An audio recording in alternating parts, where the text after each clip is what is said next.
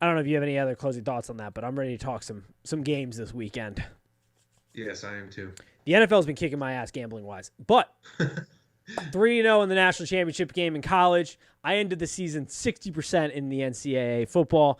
75, 51, and 2 was my record. The Jenner report. People are going to think I'm cheating, but these are all posted online. Tim, I shit you not. The last 3 years, the Jenner report. Once we move into the playoffs, I back that because it's my 6th best bets of all the weekend. Hit 60% again this year. My first year, 61%. Last year, 60%. This year, 60%. I went 49 and 3 with 2 pushes.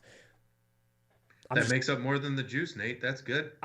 But the NFL, oh, Let's not Nelly. talk about that. Oh, Nelly, is it bad? I am 66, 61, and 5 pushes right now. I am barely treading water. It is boy. Since week 10, I have not had a winning week. It's been Yeesh. disastrous. So take these picks with a grain of salt here. Some of my numbers I had the Bills over last week at 51.5. It landed at 51. I've been screwed so many points, so many times by the half a point this year. It's if you went back to my NFL picks, there have got to be, I don't know, 20% of them where I feel like I've gotten dinged by that half a point. But we've got some games. I love the board this week. I'm hoping to run off with this great day I had on Monday, 3-0. Bama, easy. Team total, easy. Over. Thank God you talked me into it because I was about to go the under. So I'm going to give that one to you, but still it goes on 3-0 because I said let's take it. We start off with Rams-Packers. In Lambeau, it's going to be a cold one. Goff is starter right now. Blake is backing him up. Darnold is, I think, good to go from what I heard, but is obviously banged up with the rib. Numbers at 6.5. Over-unders at 45.5. This game, I mean, it's elite on elite because I would categorize, even though both these teams, like when you look at it, the Rams defense hasn't played the greatest offense, but they are, as a unit, so good. And the Packers haven't played the greatest defenses, but as a unit are so good. And so it is a battle of, in my opinion, can the Rams make sure the Packers don't get out to a huge jump start? Because if they have to have Goff with that thumb in that cold weather, throw the ball a bunch, I mean, this game's going to be a runaway freight train. But if the defense can hold up, which I think they can matchup-wise, the Rams look pretty good at 7, I think. Where are you here? What is your thinking behind this one? I was sold on the Packers before you started talking. Now, I haven't watched as much NFL as you have this year either, but we're seeing that doesn't really matter for your gambling record. God, no.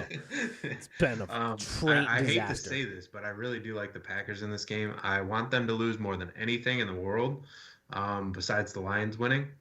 But I find it tough to be able to keep up with the Packers if you don't have a quarterback. Right, that's exactly my thinking. My only concern here, in where this game is going ping pong balls in my head on that number, I think I like the under here because I don't think the Rams are going to put up a ton. I think if you're the Rams, your game plan is hope that your defense bends doesn't break, and then you can control the clock with the run heavy sets, and then have Goff not have to throw it a ton. Keep it short, keep the game in front of him. My concerns is Kupp is banged up, and we know what that offense looks like without him. It's not good. The problem is that Packers offense, Aaron Rodgers is insane. And I've only really seen 2 games, it was against my Bucks and the Panthers, where he seemed to have issues. Now, regular season Rodgers is much different than postseason Rodgers. And Devontae Adams is arguably playing, from a production standpoint, the highest football at the wide receiver position. Maybe not the best wide receiver in the NFL, but from a pure yards, catches, production is the best. But he's going up against Ramsey, who I'd assume they're going to have trail him most of the game.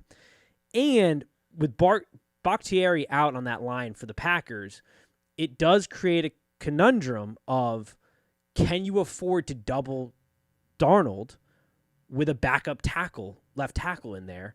Because the ends for the Rams are good. The unit is good. It's not just Donald. The entire defensive unit is good. And if you have to double Darnold, there could be a real problem on that left side of the line in pressuring Rodgers. And then on the other side of the ball, you've got the Packers defense, who is not good on the run, does not play well against the run.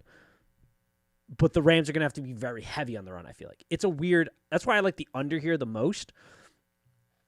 And I don't know. I think part of this, too, will be game time weather conditions. Like, I don't think they're calling for snow. But if it's super cold, that thumb – I'm seeing a snowflake on the AccuWeather thing on yeah, I think I like the under here. ESPN right now. I think I like the under here. I don't know where I am on the number for Rams or Packers. I'm leaning Rams right now. There's a part of me that hopes this number is going to move, which will make it easier. So I think this will be somewhat of a game day decision on the number to see if it moves a little, but I can't imagine it moving too much. I don't know. I don't know what it's that elite. Does the full football number 7, if that drops to 6.5, like I'm seeing on ESPN right now, does that give you any? I've got it 6.5 right now for the Packers. Like at 6.5, I think I like the Packers a little bit better because I like the football number touchdown for the Packers. But if it's at 7, I think I like the Rams a little better. if that makes any sense. Yeah, because I think anything under 7, I would go the Packers. Yeah. As well. Like I like the Packers to be able to. I would say win this by 7, and because I'm saying comfortably, I would be very good taking the Packers by 7 here. I agree. I think that's where I'm leaning. It's going to be. I want to see if this number moves at all, like a little bit more than where it's at. I'm getting it at 6.5 right now. You think any way that they bench Goff for the boat? I don't think so. I mean, not unless he gets out there and his thumb in the cold is really like he's having a hard time like with ball control. I can't imagine they bench him for Blake, but maybe. It's not out of the realm of possibility, but I think that's a game time decision in seeing how the thumb feels in Lambeau and with that ball control. Because I guess it almost feels like he got benched last week. He did. I mean, when he came in, he threw some ducks. I mean, it was like 1 out of every 4 passes looked good, type of deal. It wasn't pretty, but they could be run heavy in that game, which they can be here too. I mean, the Packers don't present a big threat on the run defense. It's just whether or not that Rams defense can keep it from a boat race. Because if the Packers get out, and that's kind of how this second game on Saturday, I think, is going to be. If the Rams can keep this close, the Rams can win this game. Like they can control the ball running wise, and the Packers' run defense isn't good enough. And by close, I mean within 10 maybe. Like the Packers just can't get out in front big early because then the Rams can't catch them. Like they just won't be able to catch them. But the matchups, like if you have Ramsey trailing Adams, I like that matchup. Obviously, they're going to do some things to get Adams away from him formation wise. And the Rams have shown that they'll let Ramsey trail a guy, which is like reminiscent of, and he's not the same player, obviously, but the Revis days where you just said Revis, all right, go. He's definitely trailing him, yes. And I think that's the approach you're going to have here. Now, Matt LaFleur will do something, I'm assuming, from a schematic standpoint to get Adams away from him pre-snap, but I'd assume he's just trailing him most of the game. Yeah, and I like that so matchup. It's going to be super. It's the game within the game type of deal. And then Donald, I just don't know what you're going to get from Donald, and I don't know how they go. I mean, they've got the offensive line isn't great, but they've got some studs. That center's good for them. It's just Bakhtiari out on that tackle spot. It makes it like if Donald's eating inside, then you got to double him, and then that becomes a very vulnerable spot for the Packers. And I don't know if they handle that well or not. It's going to be game time, but I like the under. The under I do like. I think because I don't think the Rams are going to put up a lot of points. So it's a control the game type of deal. So I like the under. And that's how I feel about the second game, Ravens-Bills. The number's at 2.5, over-under's 49.5. If the Bills get out early, the Ravens are not catching them here, I don't think. Where are you at this game? I have some thoughts on it, but where do you fit in on this Ravens-Bills line? I like the Bills. I like the Bills in this game a lot. I mean, the reason being, I mean, they were finally the Ravens are starting to let Lamar be Lamar more and more, but I just like Josh Allen has been on a whole nother level, and it's insane to watch. It's so much fun. It's so much fun. I love the Bills. I'm so happy the Bills and Browns are going on their terror. Like, I had so much fun because my Bucs game was stressful as hell for me. But I had some of the most fun I've had watching football, watching the Bills Browns last week. Like, the Browns kicking the shit out of the Steelers was one of the most fun I've had all year watching football. And then the Bills being good, too, and getting their win, and it was a close one. And I didn't even mind I lost that bet. I was just happy they got the win. I didn't, like, it wasn't even a thought in my mind that I lost the 7 number. I'm with you here. I think the Ravens, I think people are so, like, oh, the Ravens are just going to slash them rushing-wise because the Bills haven't been great. But last year, the Ravens were a phenomenal rushing team, and the Bills gave them some fits. Like, they didn't just get to slash them through the rush. Sean McDermott puts together a good scheme defensively for this. My biggest concern would be the tight ends, because as we saw with Noodle Arm Phillip Rivers and that tight end core for the Colts last week, the Bills have a problem matching up against tight ends, and Mark Andrews is a problem to try to match up against. And so I wouldn't be so concerned if I'm a Bills better, which I am in this game, about the rushing attack of the Ravens. I'm concerned about what Mark Andrews might do through the passing game and Lamar might do through the passing game because of what Phillip Rivers and that Colts tight end group was able to do through the passing game. Like, that's a prop that you should look into. It's almost like you kind of got to let Lamar be Lamar, kind of keep him in front of you. Mm-hmm. Just let him get 5-10 yards, whatever that may be, but do not give up that big bomb to the tight end straight up the middle for a 40-yard touchdown. I mean, that'll be where they get in trouble. It absolutely thrashed him. And what I like about the Bills, too, is in Peters, the matchup is great because if you get Peters on Diggs, Peters is an aggressive corner. He likes to try to jump a route. He likes to play very aggressive. That could be a spot where Allen takes some real big shots on him, where they get Peters to bite and we get some explosion because he's aggressive at corner. So the matchups are very intriguing. You've got Andrews on one side of the ball, who should have himself a day. Look for that prop bet. I haven't looked into it yet, but I'm probably going to take some action on whatever his receiving yards are. And then Peters guarding Diggs at points, because I'm sure they're going to look for that matchup and how aggressive he gets to be, and giving a fake under route and then taking the top off. Woo! It's going to be – the only concern I have here is snow, because it's going to be cold, and we could get some snow from what I understand for this game. Could be a lake effect type of deal. And that could be – Allen will cut through it like a knife with butter, but catching the ball in a snow game, in a cold game, is a different story, especially when he's out there beaming it. But you're Bills, because I think I'm Bills as well. Yep, I'm definitely Bills here. Brownies Chief, numbers big, 10. Chiefs have got the 10 spot. Over-under is at 57. I mean, Kevin Stefanski, Coach of the Year. What they did to the Steelers was phenomenal. How he prepared that team was phenomenal. Chase Claypool still talking shit. Like, dude, you need to shut up. They clapped you hard. Hard. It wasn't even close. How do we feel about this game? Number 2 big, just right? Where are we thinking? What are we thinking? That number scares me. Yep. The number scares me because I feel like the Browns are on this little special run where they I don't know, it's a little special run that they're having this year. It is. And they could cover this number or they could get blown out. I mean, 10 points is still a blowout as well, though, too, in the NFL. So, yes. 10 points is a big number for the NFL. It's why I bet the Bears last week, which was unfortunate. Another game that I missed by a point. I think that ended at 11. Kicked the field goal at the end. We should be required to do that. That should be a requirement at end of games. But one of the most wild endings from a betting perspective I've ever seen. Oh my God, so infuriating. But 10 is a big number, and the Browns pose almost no threat defensively, I don't think, here. The problem is, and what makes this number intriguing to me, is the Chiefs have been off for, I think, 21 days now or something like that. They've been off for a while. And while last year with their bye, they ended up smoking at the end, they did show some rust at the beginning.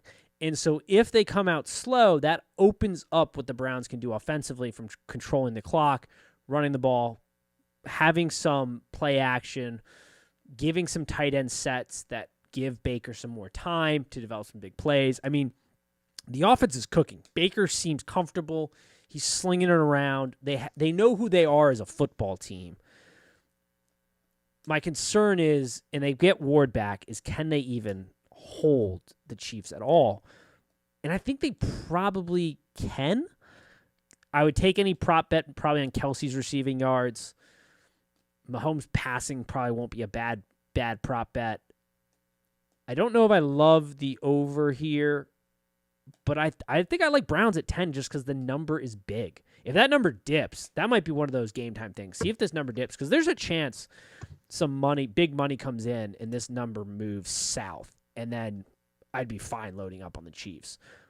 But at 10, it feels big for a playoff game and a team that's sort of team of destiny right now, it feels like.